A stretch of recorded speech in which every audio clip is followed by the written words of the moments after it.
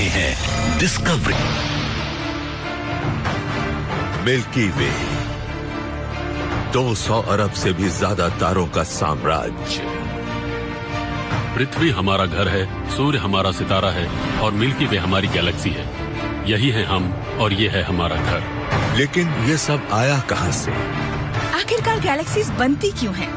कुछ तो होता होगा, कुछ तो आपस में जरूर मिलता होगा।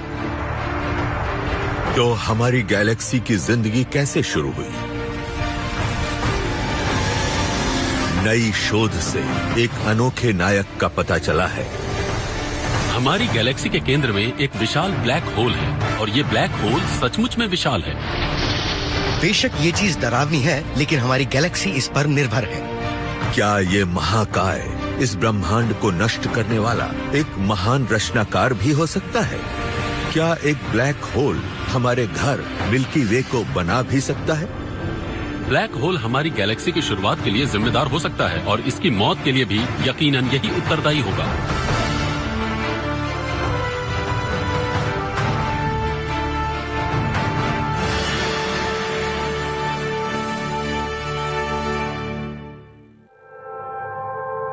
अगर आप ब्रह्मांड पर नजर डालें तो आपको हर तरह की गैलेक्सीज दिखाई पड़ेंगी। इनके अलग अलग रूप और आकार हैं। कॉस्मोस इन भव्य गैलेक्टिक संरचनाओं से भरा पड़ा है।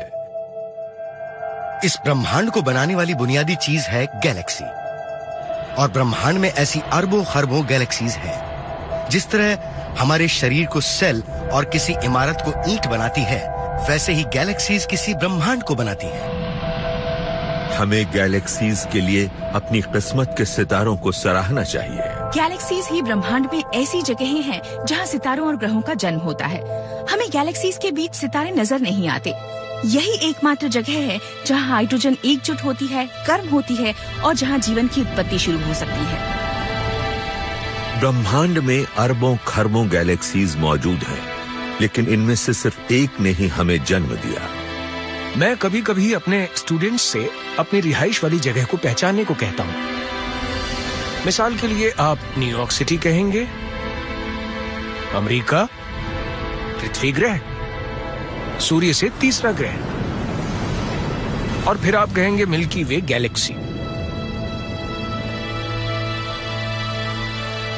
मिल्की वे गैलेक्सी ही हमारा घर है। हम क्योंकि इसे अंदर से देखते हैं, इसलिए ये हमें आसमान में फैली तारों की एक पट्टी जैसी नजर आती है।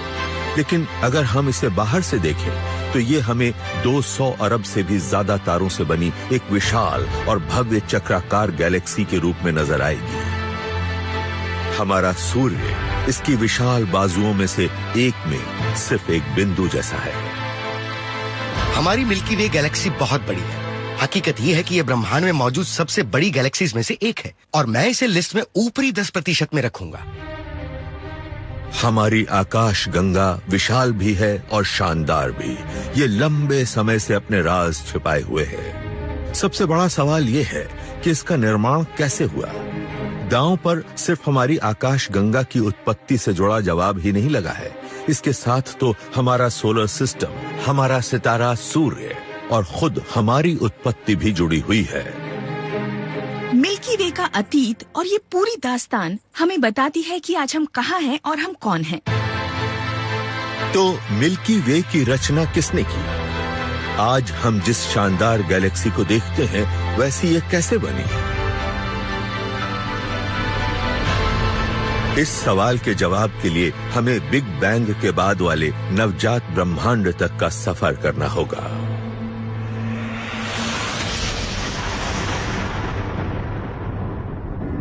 तेरह अरब 60 करोड़ साल पहले सितारे नहीं थे, ग्रह नहीं थे, गैलेक्सीज नहीं थी। जो शुरुआती ब्रह्मांड बिना किसी पहचान वाला था, वो इतना पेचीदा और दिलचस्प कैसे बना, जैसा कि आज अपने चारों ओर हमें नजर आता है।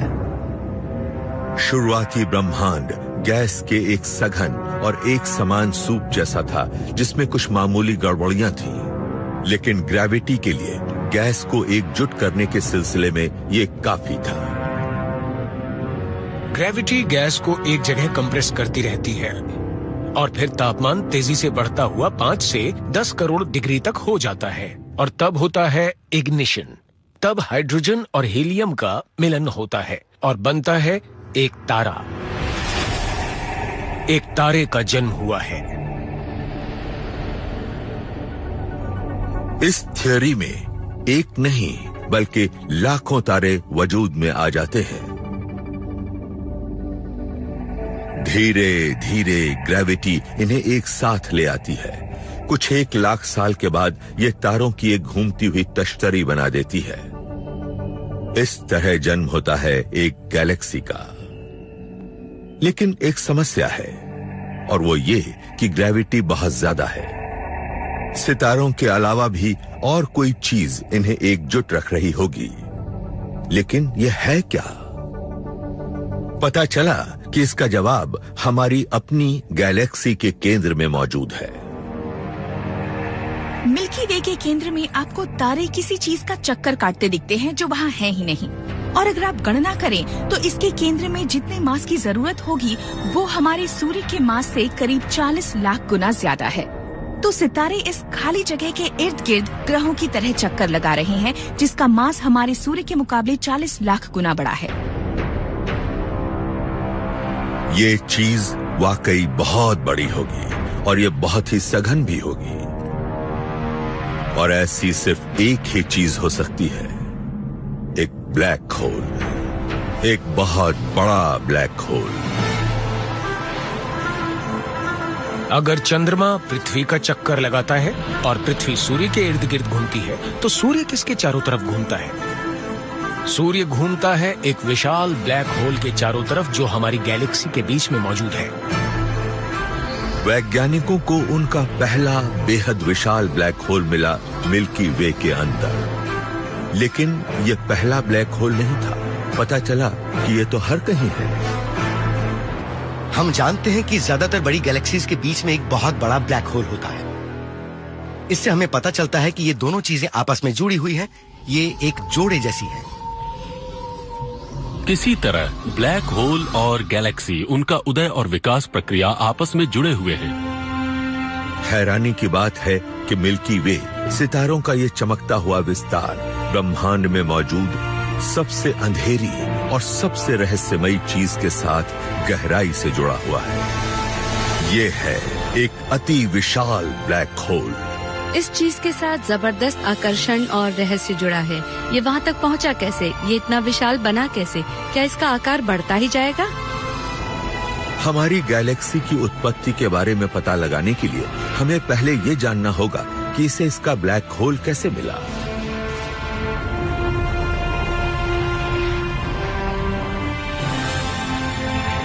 शुरुआती ब्रह्मांड में पहले तारे वजूद में आए,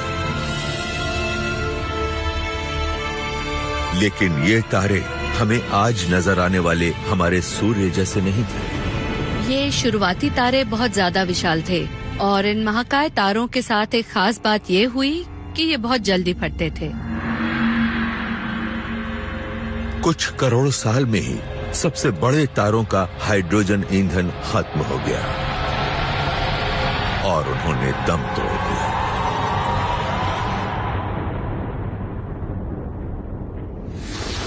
ये बहुत ही ताकतवर सुपरनोवा फटते हुए तारों के रूप में दम तोड़ते थे। इनके कोर ढहकर ब्लैक होल बना सकते थे और ये शायद ब्रह्मांड में बनने वाले बेहद शुरुआती ब्लैक होल हो सकते थे। ये ब्लैक होल शुरू में छोटे रहे होंगे, फिर अरबों साल के दौरान ये चीजों को निगलते हुए आकार बढ़ाते रहे और आज हमारी आकाश गंगा के केंद्र में मौजूद है। ये थ्योरी वैसे तो पुख्ता है, लेकिन इसमें एक कमी है। एस्ट्रोनॉमर्स को एकदम शुरुआती ब्रह्मांड में बेहद चमकदार रोशनियां मिली।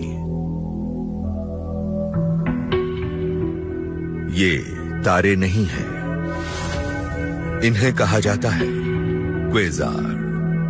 क्वेजार को आप एस्ट्रोनॉमी का खलनायक कह सकते हैं। जब हमने इन्हें शुरू में ढूंढा तो हम सोच में पड़ गए कि कोई चीज इतनी ऊर्जा कैसे छोड़ सकती है। इतनी ऊर्जा से तो पूरे ब्रह्मांड को रोशन किया जा सकता है। बेशक ये क्वेजार हमारे सोलर सिस्टम से छोटे हैं, लेकिन न जाने कैसे इनकी रोशनी 100 मिली जुली गैलेक्सीज से भी ज्यादा है।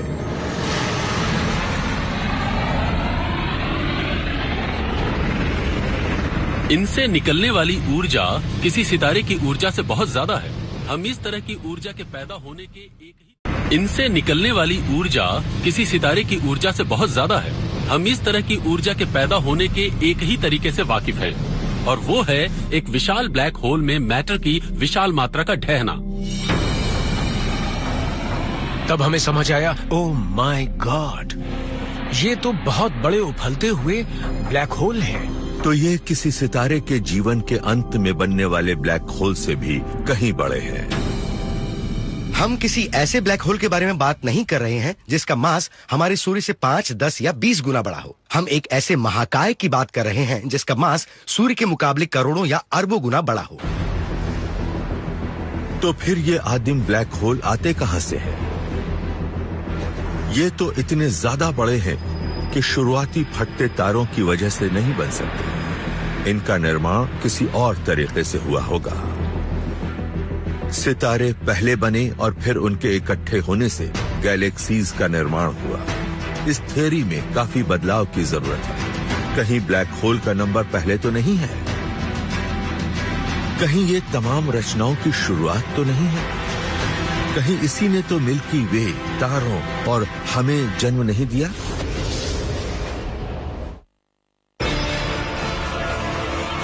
मिल्की वे हमारी विशाल और चमकती दमकती गैलेक्सी, लेकिन इसके केंद्र में है अंधेरा। लेकिन पहले कौन आया, उजाला या अंधेरा? ये मामला मुर्गी या अंडे जैसा है। कौन पहले आया, गैलेक्सी या ब्लैक होल? क्या एक गैलेक्सी बनाने के लिए एक ब्लैक होल की जरूरत होती है, या कोई बड़ा ब्लैक होल बनाने के लिए बड़ी गैलेक्सी की जरूरत पड़ती है?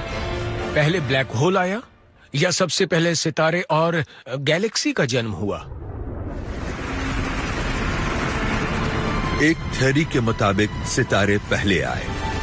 अपने मरते वक्त एक ब्लैक होल बनाने के दौरान सबसे बड़े सितारों ने दम तोड़ा।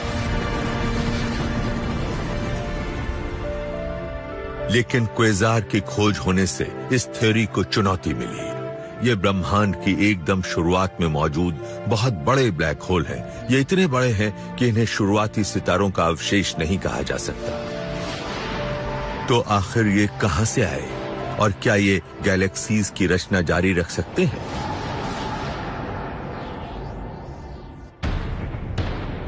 ऐसे में आई एक नई थ्योरी, डायरेक्ट कोलैप्स।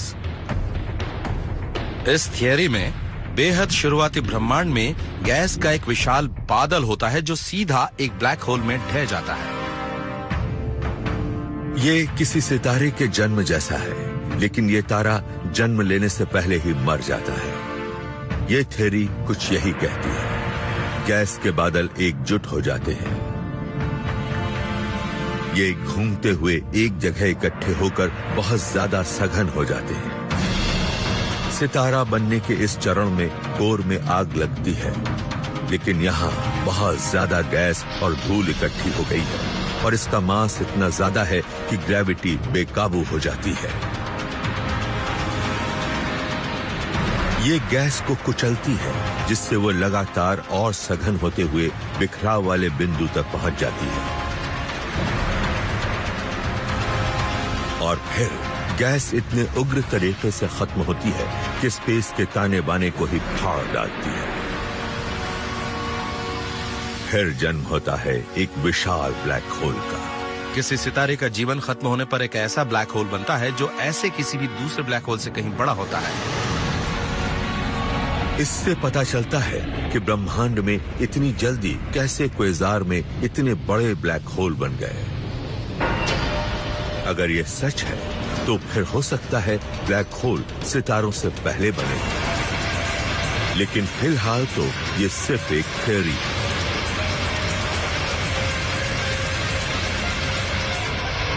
आज भी तय नहीं हुआ है कि सबसे पहले हमारी गैलेक्सी का निर्माण कैसे हुआ था। मुर्गी और अंडे वाला सवाल ये है कि क्या ब्लैक होल की वजह से गैलेक्सी उनके इर्द गिर्द जमा हुई, या फिर पहले गैलेक्सी बनी और फिर उनका आकार इतना बड़ा हो गया कि फिर उनके केंद्र में ब्लैक होल बनने ही थे? हम इसके बारे में जानना चाहते हैं, और इसका एक ही तरीका है कि हम ब्रह्मांड पर नजर डालें और जवाब खोजने की कोशिश करें।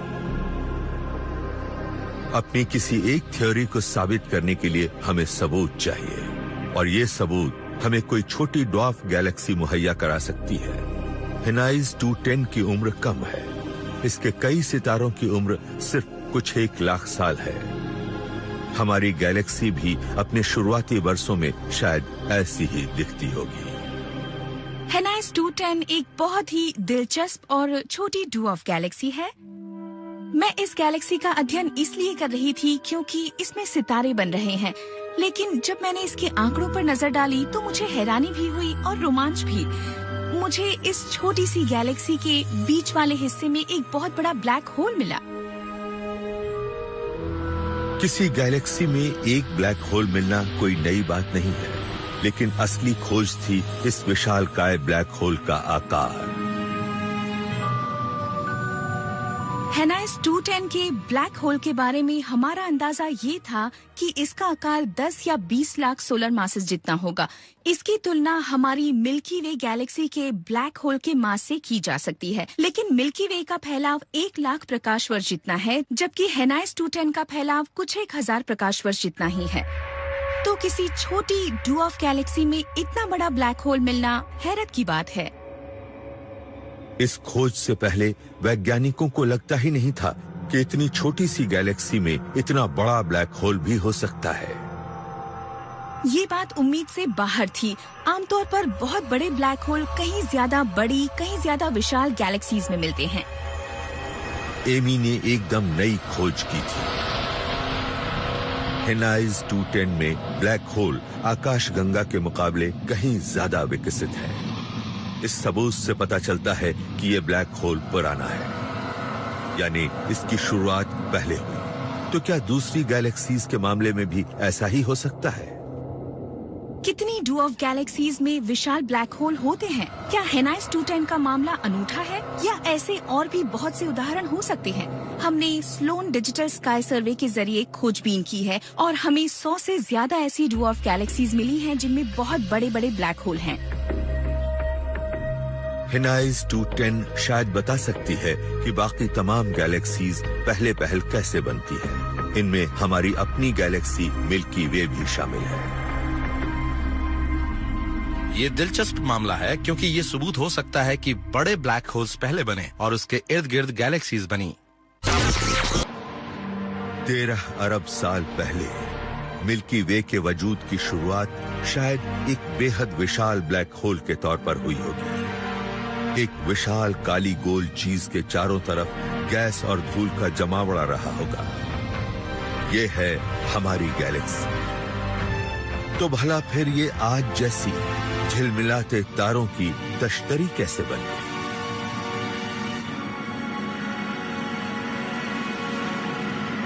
लोगों को लगता है कि ब्लैक होल विशाल का कॉस्मिक वैक्यूम क्लीनर है जो हर चीज को निगल लेते हैं, लेकिन ऐसा नहीं है। अगर आप किसी ब्लैक होल के नजदीक जाएंगे तो आप इसमें समा सकते हैं और फिर कभी बाहर नहीं आएंगे, लेकिन इनकी ताकत रचना भी कर सकती है। भला कोई ब्लैक होल रचनात्मक कैसे हो सकता है? एक सुराग हम देते हैं, ब्लैक होल सिर्फ काले नहीं होते। ब्लैक होल आपको ब्रह्मांड में मौजूद एक बहुत बड़ी पहेली लग सकते हैं। ये काले होते इसलिए कोई प्रकाश नहीं छोड़ते, लेकिन इनकी वजह से ब्रह्मांड में चमकदार चीजें जरूर वजूद में आ सकती हैं।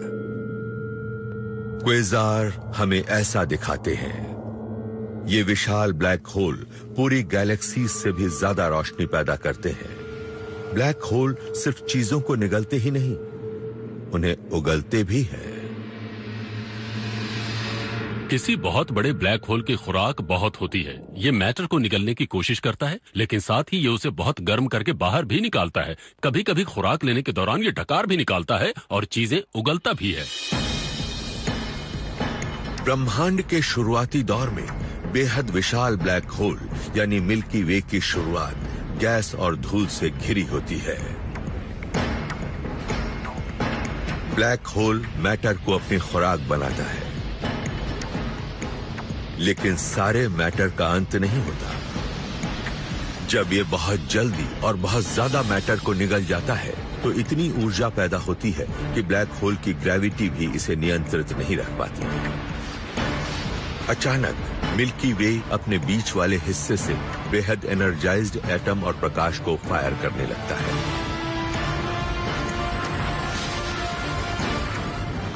ये हमारे सूर्य के मुकाबले 1 खरब गुना ज्यादा ऊर्जा छोड़ता है। अगर आपकी करीबी मुठभेड़ किसी बड़े ब्लैक होल ये हमारे सूर्य के मुकाबले 1 खरब गुना ज्यादा ऊर्जा छोड़ता है। अगर आपकी करीबी मुठभेड़ किसी बड़े ब्लैक होल से हो जाए तो आपको एक बहुत ही खतरनाक माहौल से गुजरना पड़ेगा। आपको सामना करना होगा खतरनाक रेडिएशन का, आपको झेलना होगा जेट। तो इतनी उथल पुथल के आसपास सितारे कैसे बनते हैं? एस्ट्रोनॉमर्स को एक ब्लैक होल मिला है जिससे ये पता चल सकता है कि हमारी गैलेक्सी को सबसे पहले अपने सितारे कैसे मिले। हमें एक बहुत ही विशाल ब्लैक होल मिला है जो एक रोमांचक खोज है। ऐसे ब्लैक होल गैलेक्सीज के केंद्र में ही मिलते हैं, लेकिन ये अकेला है और इसके आसपास कोई गैलेक्सी नहीं है। इसमें बहुत ज्यादा चमक है, यानी ये गैस को अपनी खुराक बना रहा है। HE 04502958 पृथ्वी से 5 अरब प्रकाश वर्ष की दूरी पर है। इस ब्लैक होल का एक बड़ा सा जेट है। ये जेट इसके पास वाली गैलेक्सी में धूल और गैस से टकरा रहा है। आपको लगेगा कि ये तो गैलेक्सी को बर्बाद कर देगा, लेकिन ये तो इसके निर्माण में मदद कर रहा है। ये एक बड़ी गैलेक्सी के नजदीक है और ये बड़ी गैलेक्सी बड़ी तेजी से सितारे बना रही है। तो हमें लगता है कि बड़े होते ब्लैक होल से क्योंकि मटेरियल आ रहा है, इसलिए इसके नजदीक वाली गैलेक्सी में सितारों का जन्म होता जा रहा है। ब्लैक होल का ये विशाल जेट सितारों को बनाने के लिए जरूरी किसी चिंगारी जैसा है। ब्लैक होल रेडिएशन छोड़ रहा है और जब ये रेडिएशन गैलेक्सी की गैस तक पहुंचता है तो इससे गैस एकजुट होती है और नए सितारे बनते हैं। ये इस बात का सीधा सबूत है कि ब्लैक होल सितारे बना सकते हैं। HE 04502958 से मिल्की वे के अतीत के बारे में पता चल सकता है। हमारी गैलेक्सी के बेहद विशाल ब्लैक होल की लगातार जारी दावत से सितारों का जन्म होता है। ये सितारे ब्लैक होल की जबरदस्त ग्रेविटी और कक्षा के कारण एक साथ आ जाते हैं और इस तरह गैलेक्सी बनती है। ब्लैक होल से सितारों के निर्माण में तेजी आ सकती है। कुछ लोगों का मानना है कि हमारी गैलेक्सीज का वजूद ही इस बात पर आधारित है कि उनके केंद्र में एक सक्रिय ब्लैक होल है जो सितारों के निर्माण को शुरू करने में मदद करता है। ऐसा हो सकता है कि आज हमें अपने आसमान में जो तारे नजर आते हैं उनमें से कई को ब्लैक होल ने ही बनाया हो। इनमें हमारे वजूद के लिए बेहद जरूरी तारा भी है, यानी हमारा सूर्य।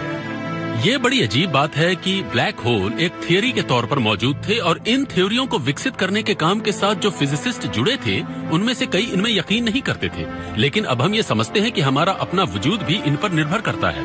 अब ये हमारी कल्पना में मौजूद चीजें नहीं है, अब हमारी जिंदगी इन पर निर्भर है। हालांकि बीच में मौजूद इस ब्लैक होल का ख्याल डराने वाला है, पर हकीकत ये है कि हमारी गैलेक्सी पूरी तरह से इस पर निर्भर है और इस सिस्टम के कारण ही हमारा ग्रह और सितारा बना होगा।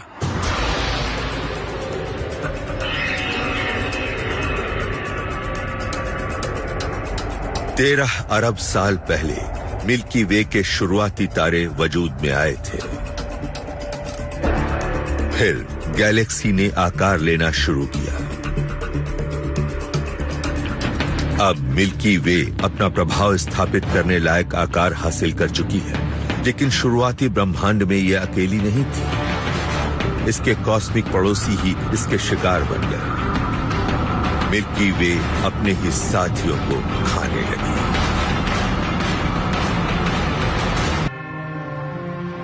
कम उम्र मिल्की वे बड़ी हो रही है। इसमें अभी से लाखों तारे हैं। अब ये अपनी विकास प्रक्रिया के अगले चरण में कदम रखने लायक बड़ी हो गई है। अब समय है उग्र होने का। तो हमारी गैलेक्सी अपने ही कॉस्मिक रिश्तेदारों को आहार बनाने लगती है। गैलेक्सीज शानदार लगती हैं। ब्रह्मांड में ये किसी छड़ी पर घूमती भव्य चक्री जैसी लगती हैं। लेकिन इन गैलेक्सीज का एक खतरनाक पहलू भी है। गैलेक्सी अपना आकार अपने जैसी चीजों को खाकर ही बढ़ाती है। गैलेक्सी शुरू से ही इतनी बड़ी नहीं होती, वो तो और कई चीजों की तरह छोटी चीजों को खाकर ही बड़ी होती है। अगर हम नवजात ब्रह्मांड को देख पाते तो हमें वहां कोई संघर्ष चलता नजर आता। ड्वार्फ गैलेक्सीज आपस में टकराकर मिलती हैं और इस संघर्ष में जीत हमेशा बड़ी गैलेक्सी की ही होती है।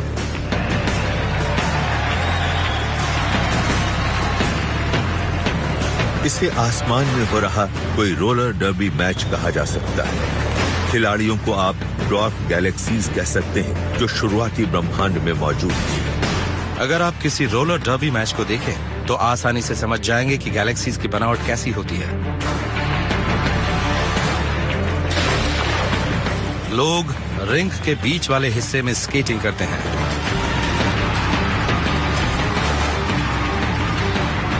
लोग एक दूसरे को धक्का देते रहते हैं। ये बड़ी उग्र प्रक्रिया होती है, बेहद उथल पुथल भरी। और गैलेक्सी में भी ऐसा ही होता है।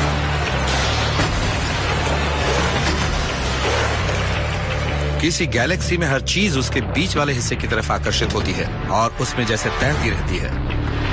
ड्वार्फ गैलेक्सीज एक दूसरे से टकराती हैं और पलड़ा हमेशा बड़ी गैलेक्सी का भारी रहता है। ये सारी चीजें आपस में टकराती हैं। सितारों की उठापटक लगातार चलती रहती है।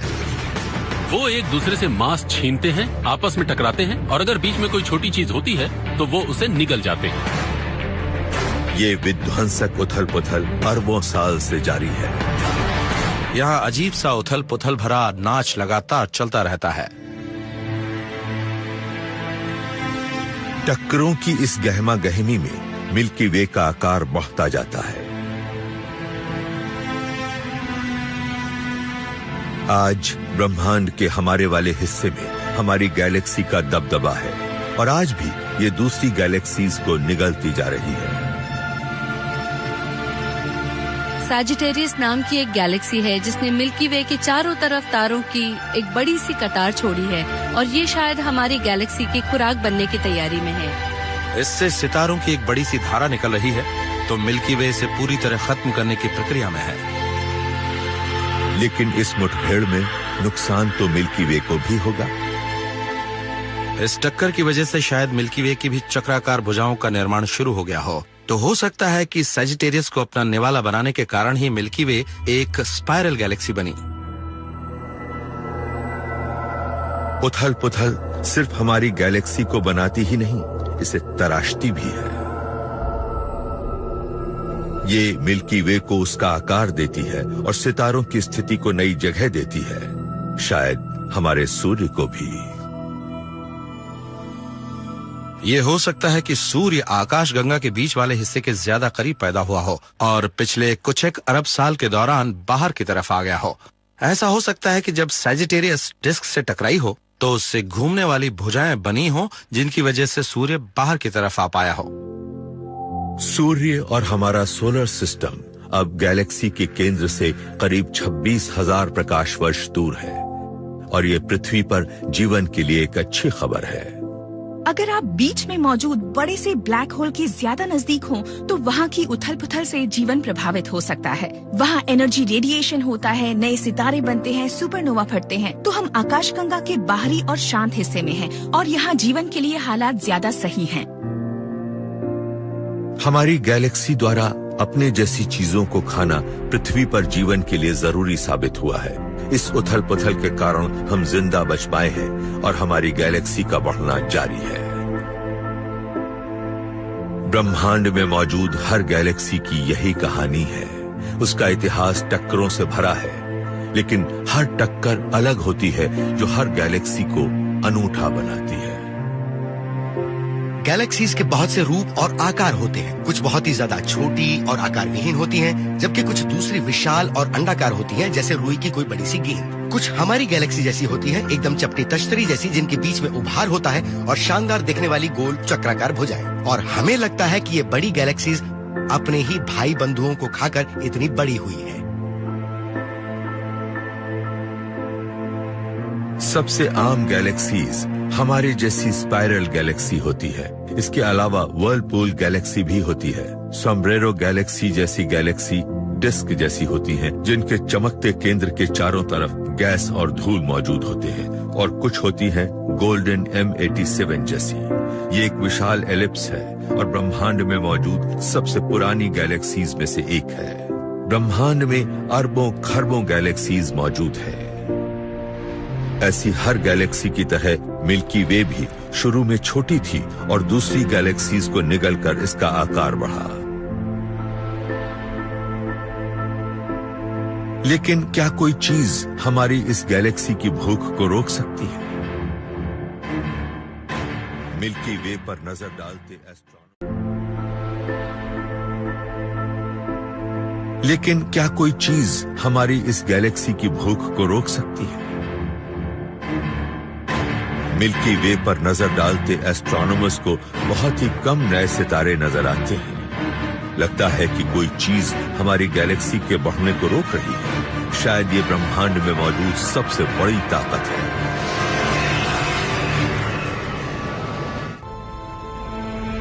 मिल्की वे शुरुआत में छोटी थी, लेकिन अरबों साल के दौरान इसका आकार बढ़ता गया है। आज इसमें 200 अरब से ज्यादा तारे हैं और वो बढ़ते ही जा रहे हैं, लेकिन बढ़ने की रफ्तार अब धीमी हो रही है। मिल्की वे में फिलहाल नए तारों का जन्म हो रहा है और हमारी इस विशाल गैलेक्सी में कहीं न कहीं हर साल करीब एक तारा पैदा होता है, लेकिन यकीनन अब ये काम ठंडा पड़ चुका है।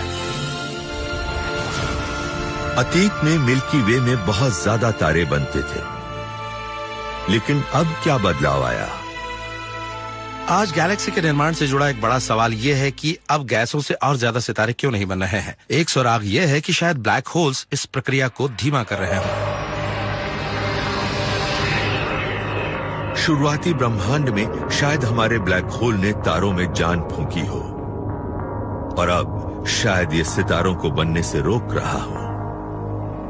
इसका कारण जानने के लिए हमें मिल्की वे के बेहद विशाल ब्लैक होल को विस्तार से देखना होगा। अब नासा के सबसे नए स्पेस टेलीस्कोपों में से एक की बदौलत हम ऐसा कर सकते हैं। इसका नाम है न्यू स्टार।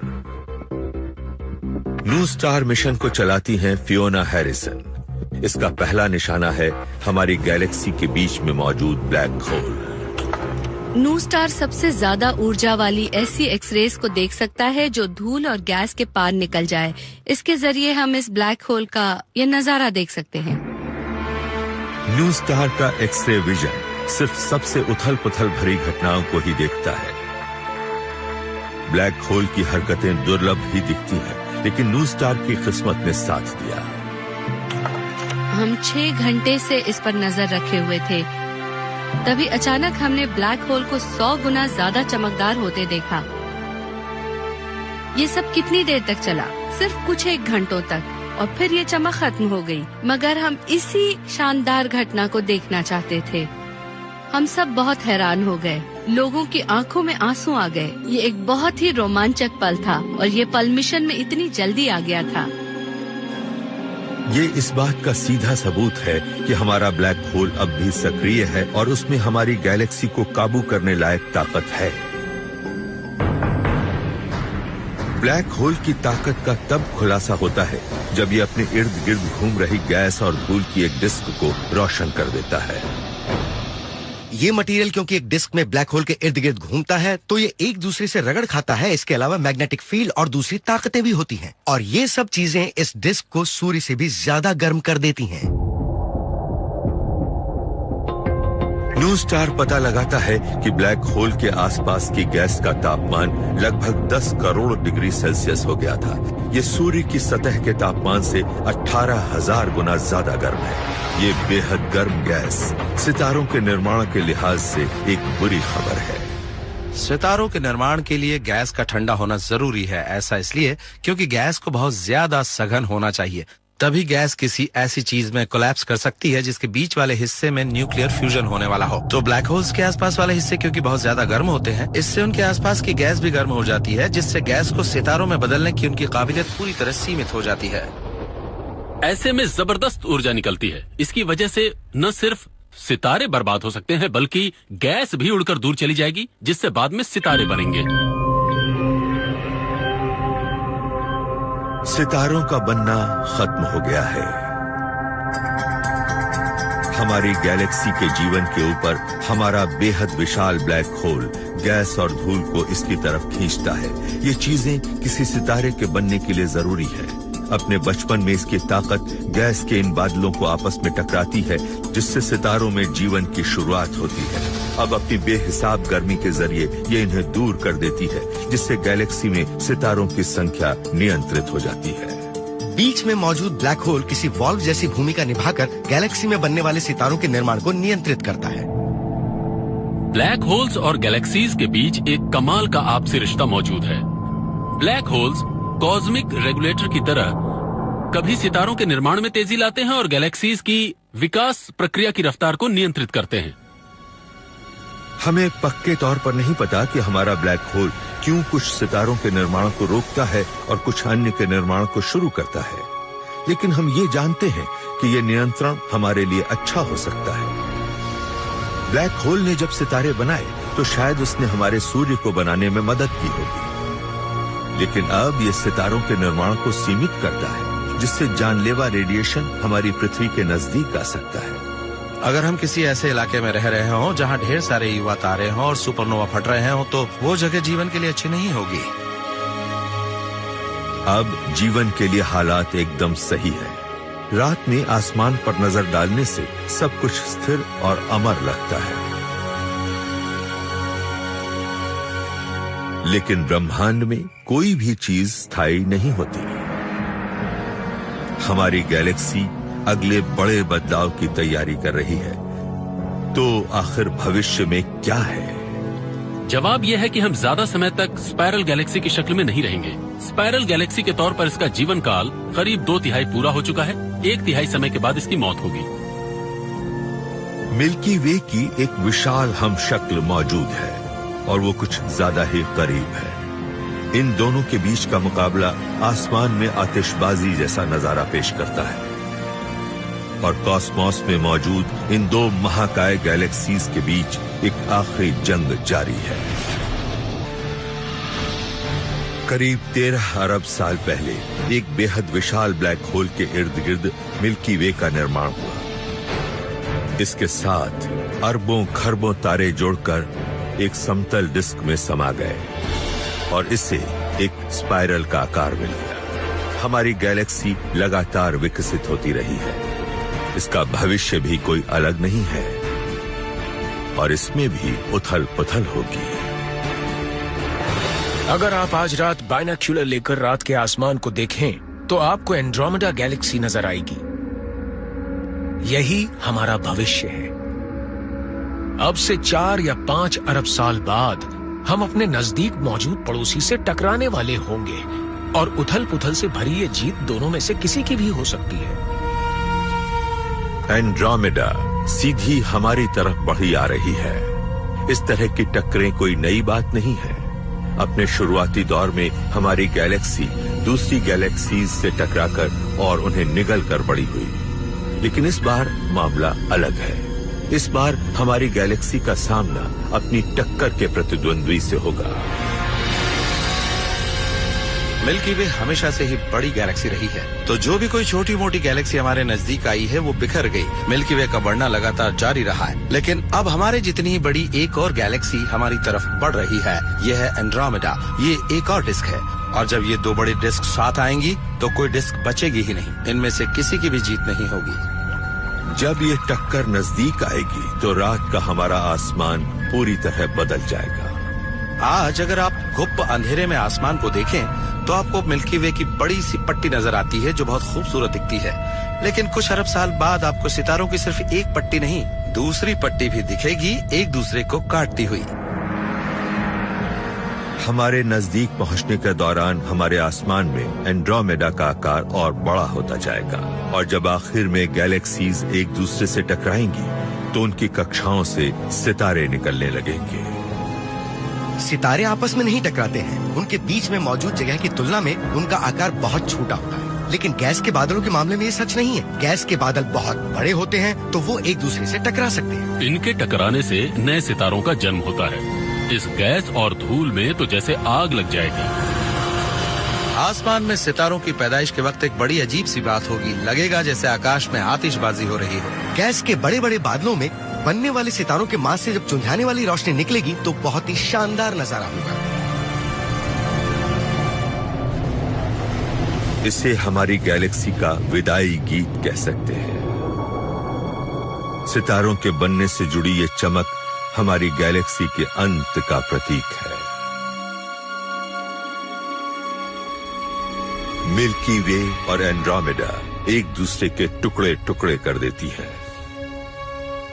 जब ये दो चक्राकार खूबसूरत गैलेक्सीज एक दूसरे से टकराएंगी तो इनका सुनियोजित आकार बर्बाद हो जाएगा और फिर शायद सितारों का एक बड़ा सा गोला बचेगा जिसे कहा जा सकता है एलिप्टिकल गैलेक्सी। इन दो गैलेक्सीज से तारों की एक गेंद जैसी बन जाएगी। आपको पट्टियां नजर ही नहीं आएंगी। पूरे आसमान में तारे ही तारे फैले होंगे। मिल्की वे और एंड्रोमेडा का वजूद खत्म हो चुका है। उनकी जगह बनी है एक नई आकाशगंगा मिल्कोमेडा। लेकिन मामला अभी खत्म नहीं हुआ है। दो बहुत विशाल ब्लैक होल एक दूसरे की तरफ दौड़े चले आ रहे हैं। ये दो ब्लैक होल्स शायद एक दूसरे का शिकार करना चाहते हो। सूर्य से 10 लाख गुना ज्यादा मास वाले ये ब्लैक होल्स घूमते हुए एक दूसरे की तरफ बढ़ रहे होंगे और जब ऐसा हो रहा होगा तो दोनों ही अपने आसपास की गैस को निवाला बना रहे होंगे। दोनों ही अपने इर्द गिर्द मौजूद गैस को खाने की कोशिश कर रहे होंगे जिससे इनकी चमक बढ़ जाएगी। ये सब बहुत ही शानदार होगा।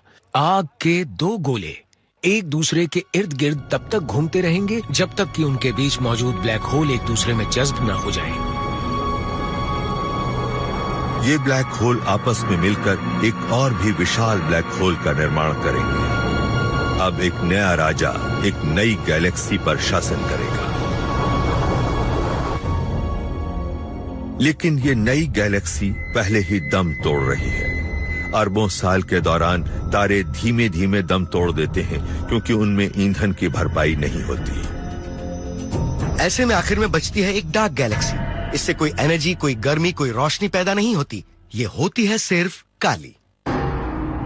शुरुआती ब्रह्मांड के अंधेरे में बनने के 100 खरब साल बाद भूखे ब्लैक होल में फिर अंधेरा लौट आता है। अब ये उसी गैलेक्सी को निवाला बनाएगा जिसका इसने निर्माण किया। ये सितारों और ग्रहों के अवशेषों को खा जाएगा। सितारों की कक्षाएं खत्म होकर बेहद विशाल ब्लैक होल की तरफ गिरती जाती हैं और फिर मिल्की वे जैसी गैलेक्सी सिर्फ एक बेहद विशाल ब्लैक होल बनाती है।